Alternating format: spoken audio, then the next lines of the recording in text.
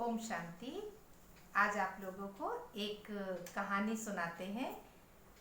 एक गांव था, वहाँ पर एक बूढ़ा किसान रहता था। उसके परिवार में उसके दो छोटे बच्चे और उसकी पत्नी थी।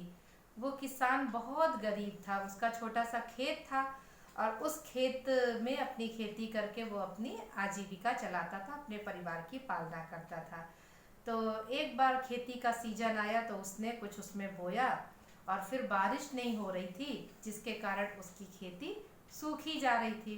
बेचारा बहुत परेशान हुआ, एकदम दुखी हो गया कि अब हम क्या करें।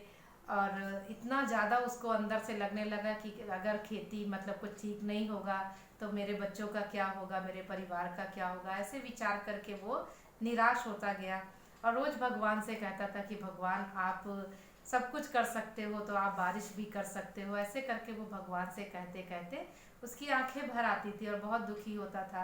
तो एक बार वो अपने पूजा के कमरे में बैठा हुआ था, जहाँ वो पूजा करता था।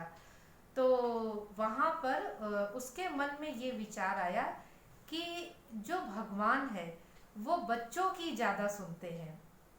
हो सकता है कि बड़े हैं, कभी मन में कोई और विचार भी आ जाए, लेकिन बच्चों का दिल एकदम साफ होता है। तो क्यों ना मैं अपने बच्चों से कहूँ कि वो भगवान से प्रार्थना करें। तो उसने अपनी पत्नी से कहा और अपने दोनों बच्चों को वही भगवान के कमरे में जहाँ वो पूजा करता था वहाँ पर उसने बुलाया। और फिर उसने कहा कि बच्चों, भगवान से कहो कि भगवान बारिश करें, क्योंकि अगर बारिश नहीं होगी तो हमारी खेती खराब हो जाएगी। तो उसकी एक छोटी जो बेटी थी, उस बेटी को बहुत उसको अंदर से जैसे दया आई अपने पिता के लिए।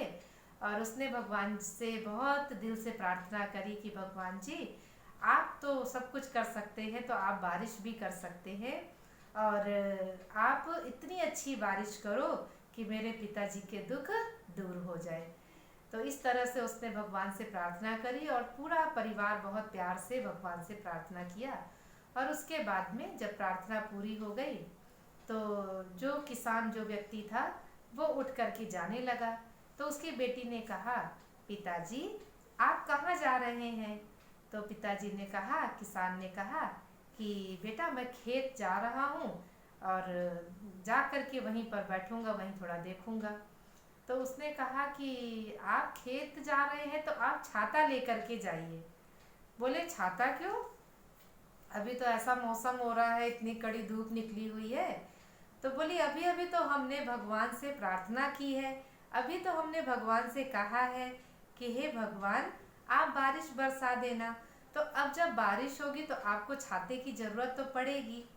तो वो किसान के मन में उसको अंदर से इतना लगा कि इतनी छोटी सी बच्ची और कितना विश्वास के साथ उसने प्रार्थना करी कि भगवान से अभी अभी हमने कहा और अभी वो हमारी मानेगा। तो उस विश्वास को देख करके उसकी आंखें भर आईं और उसने उस बच्ची के हाथ जो वो दे रही थी छाता, उससे ले लिया और यही विचार करते हुए गया कि बच्चों का मन कितना पवित्र होता है कि उनको इतना विश्वास है कि हमने अभी भगवान से कहा और अभी भगवान हमारी सुन लेंगे।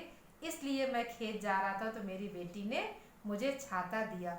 और सच में जब वो खेत पर पहुंचा, वहाँ थोड़ी देर ही बैठा था और वहाँ बारिश हुई और उसने भगवान का शुक्रिया किया। तो कहानी तो यहाँ पूरी होती है, लेकिन इस कहानी से हमको ये शिक्षा मिलती है कि जब हम कोई भी कार्य के लिए परमात्मा को याद करते हैं या उसके ऊपर विश्वास रखते हैं कि वो हमारे इस कार्य को सफल करे, तो उस विश्वास के साथ हमें ये विश्वास भी रखना पड़ेगा कि वो कार्य सफल हुआ ही पड़ा है। और इसके साथ साथ हमें ये भी संकल्प करना चाहिए और ये कार्य करना चाहिए कि जिस कार्य के लिए हमने उसको कहा है, ये मान के चले कि वो हुआ ही पड़ा है और अपनी सारी तैयारी वैसे ही करके चले।